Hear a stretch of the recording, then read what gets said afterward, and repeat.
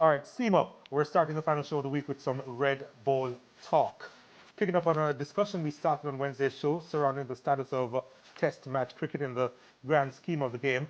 A long-standing discourse, of course, but the most recent divide was triggered by comments from the legendary Virat Kohli, who said he'd put winning the Indian Premier League all of 5 levels below the longest format. Andre Russell, who some would call a legend of the shortest format, is chiming in, and according to the West Indian, the topic isn't black and white. Speaking to United Kingdom news outlet The Guardian, the all-rounder said, I think when you're from India, Australia, England, those places where they look after their test players, it's totally different to being from the West Indies. Those guys get lucrative central contracts to play test cricket and play on the biggest stages. Of course, they want to play. West Indians, you might play 50 or 100 tests, and after you retire, there's not much to show for it. He went on to state, I believe in test cricket, but at the end of the day, I'm a professional. It wasn't part of my journey. I have no regrets because it wasn't me that turned my back. I never retired from test cricket. I was basically pushed out of the test setup. They saw me as more of a white ball player, and that was that. Well, joining us via Zoom to look at things from Russell's perspective is international cricket commentator Fazir Mohammed. Faz, what's the first thing that came to your mind when you saw this story? Well, two things. The first thing that came to my mind when I saw the headline, which says he hit back, was that, he was going to say Virat Kohli is talking rubbish, he doesn't know what he's talking about. But when I read what he actually said, it was actually quite measured, quite balanced, and quite reasonable based on the realities of Test cricket playing for the West Indies and other nations that struggle financially and struggle to draw crowds and sponsorship and so on, as against, as he mentioned, those big three nations, because none of those players are wanting for anything financially because of their very comfortable central contract. So there are lots of other issues that he drew into the discussion, but I actually thought that his perspective was a very balanced one. It's interesting because I am caught in between as to whether he was speaking for himself or if he was speaking for West Indian cricketers on a whole. And the reason why I said that because in the past he has actually spoken about the reasons why he hasn't been playing Test cricket. And we have a quote that he actually said recently, and it was in the Jamaica Observer. Red ball cricket is not my cookie. I don't think my body will keep up with Test cricket. But those in the West Indies team at the moment are fit enough and taking on the challenge. I don't think money is the issue based on the number of T20 leagues around the world. I think a lot of players are just not interested in playing tests. So it's a different tune that he was singing then as opposed to now when he's saying that, well, it's not about a lack of interest, but it's just a matter of, there's no money in it. Yeah, absolutely. And the thing is, Donald, but when you interview players, if you really catch them depending on whatever mood they're in, whatever circumstances they're in. Remember, famously, Chris Gayle, as captain of the West Indies, made rather disparaging comments about Test cricket, having just arrived from the rescheduled IPL in 2009. And of course, when you look at Gale's contribution to Test match cricket, they didn't square at all with what he said then. So I think a lot of the times players are positioned based on the questions they ask, the responses that they give, and even that one where he's saying that Test cricket is not really my cookie. You look at what he said in the very recent comments on the Guardian newspaper of London, and he was saying, look, I may not love Test cricket, but I wasn't exactly someone who decided I was not going to play it. It was decided for me. And as a result, looking at my other options, lucrative options, playing the T20 format, franchise formats all over the place, who could argue with that? The same happened to Dwayne Bravo because his Test career came to an end from the moment Darren Sammy was made captain, and we talked about that a week or two ago, and therefore he would have been looking at other options as well. So it isn't so much to me a black and white, cut and dry sort of situation, but basically responding to the questions, how they're asked, how they're framed, and indeed what the context in which you're asking those questions. Yeah, Faz, I tend to agree with you when you say that Andre Russell was balanced in his comments this time around for sure. And most things that he said, I agree with. As I said when we had the discussion a few days ago, I believe that there is still a place for Test cricket. I believe it is still vibrant in the very countries that Andre Russell pointed out, but in the nations that are struggling financially and who are struggling on the field as well, it's very difficult to get fans to come out match in, match out if you're not doing well. And that is what has happened in the West Indies. And add to that, there are no real superstar players in the Test setup for fans to go and watch. So for all those reasons is why I can understand if someone from the West Indies said that Test cricket was dying. But where I part with Andre Russell is where he said, Faz, that it's not about the money. Because in truth, we all know it is about the money, and it is fine from my perspective to be about the money. But don't take us for fools by coming publicly and telling us that it's not about the money, Faz. I hear you on that. I totally agree with you on that. But you know how it is in this place called the Caribbean. People feel offended when someone says the money was better here, so that's where I went. As if we wouldn't do the same thing in most cases. And of course, there's always some point people would not go beyond. But when you're talking sport, and again, that's why I always draw reference to the Kerry Packer series of nearly 50 years ago now, when all of our prominent players, in fact, people always point out, well, Alvin Calitran didn't go. Alvin Calitran would have gone, but was tied into a contract with a Queensland radio station in Australia that prevented him from making himself available for World Series cricket, and he therefore captained the West Indies. So then, even as they were passionate and they loved their cricket, it was about the money to have this opportunity for some sort of financial security. So yes, but even now, even with all the money flowing around, football and whatever else, which makes the cricket money look like a joke, players and cricketers and personalities still find it uncomfortable for whatever reason to say, look, the money was better there. It's just a game of cricket. I'm not selling my soul. I'm not selling cocaine or do anything like that. It's just a matter of the financials, and I'm playing cricket there.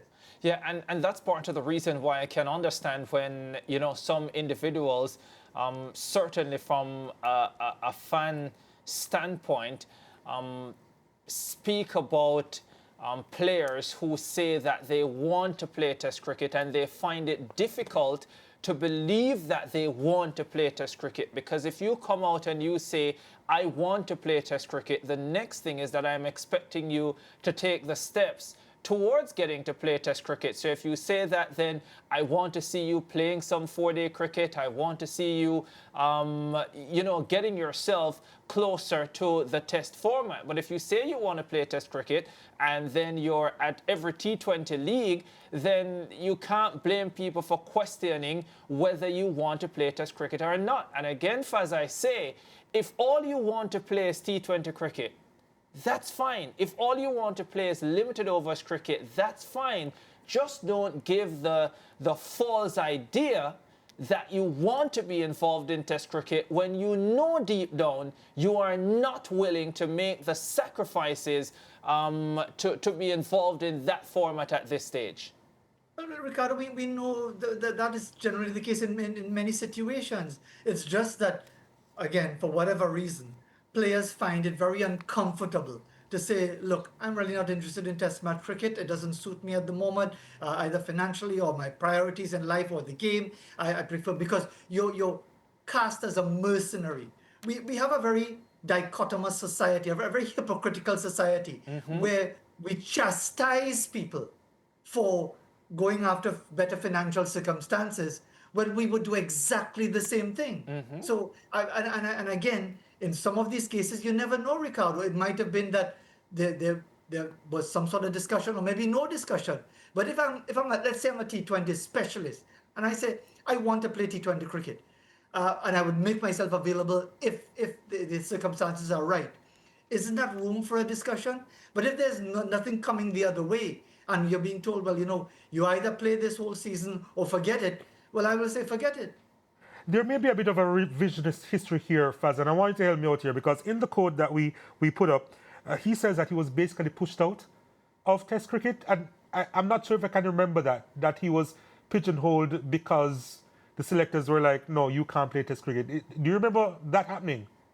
I do, and that's why I mentioned the Dwayne Bravo situation, because the thing is, Ricardo, and as to your point of revisionism, that happens all the time. People always turn things around, twist things, with subtle nuances and so on to make it in a particular way that either enhances them or whatever else it is. That's a given.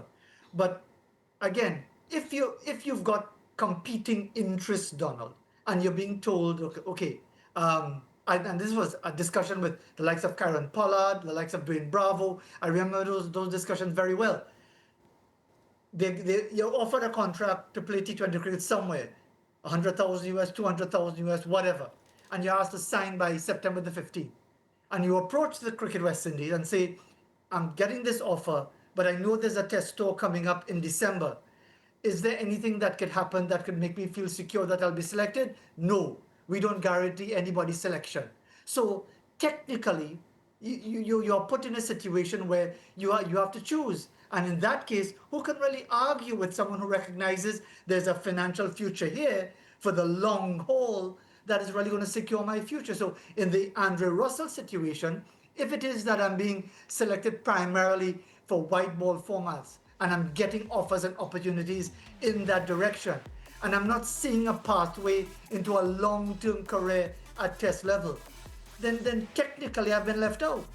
Yeah, and Faz, even that same quote where he just said that they saw me as more of a white ball player, and that was that.